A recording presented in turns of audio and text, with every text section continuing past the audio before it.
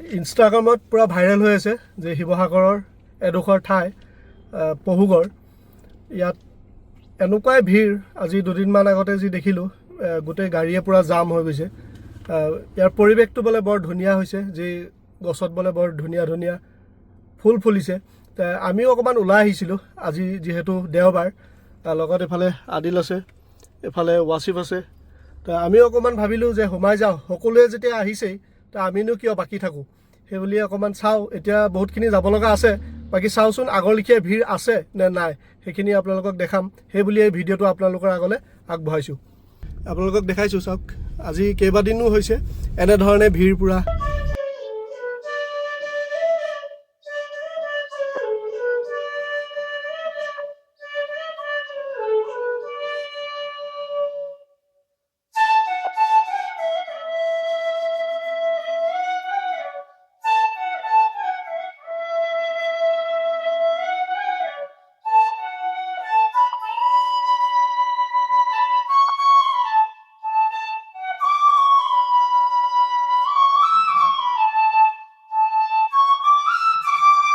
যি অকণমান দেখালোঁ আপোনালোকক, বিশেষকৈ মই ইয়াত কোনো নেগেটিভকৈ ক'বলৈ যোৱা নাই।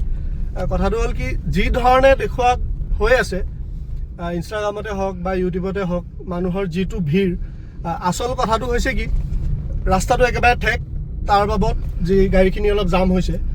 আপোনালোকে এনেকুৱা ধৰণৰ পৰিৱেশ আৰু অন্য ঠাইতো পাব।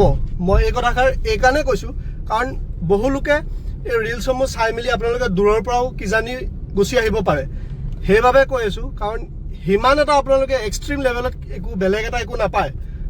ইয়াৰ দ্বাৰা কিছুমানে ক'ব পাৰে যে শিৱসাগৰত কিবা এটা ভাল দেখিছে, আপোনাৰ কিবা গা জ্বলিছে নেকি।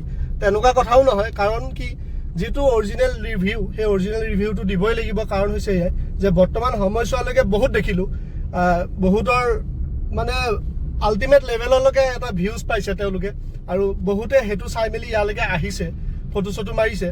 ভাল কথা। ওচৰে পাজৰে যিসকলে অকণমান সময় কটাবৰ বাবে আহিম বুলি ভাবিছে, সেইসকলে আহক। যদি আপোনালোকে অলপ দূৰ দূৰণিৰ পৰা ইয়ালৈ আহিম বুলি ভাবিছে, মোৰ মতে আপোনালোকে নাহিব। কাৰণ হৈছে এয়াই যে সিমান এটা আপোনালোকে এক্সট্ৰিম লেভেল এটাত একো নাপায় ইয়াত। কাৰণ আমি এতিয়া গ'লোঁ, চালোঁ, আৰু সিমান দীঘলীয়াকৈও ৰাস্তাটোত ফুলখিনি ফুলি থকা নাই, অকণমান দূৰহে ফুলিছে। তাৰ লগতে এটা কথা ক'ব বিচাৰিম, আগফালে দেখিছোঁ যে আৰু বহুতখিনি গছ লগাইছে, তেতিয়া কিজানি আৰু বহুতখিনি ফুল ফুলিব। সেই সময়ছোৱাত কিজানি আৰু ভাল লাগিব, তেতিয়াও আপোনালোকে আহিব পাৰে।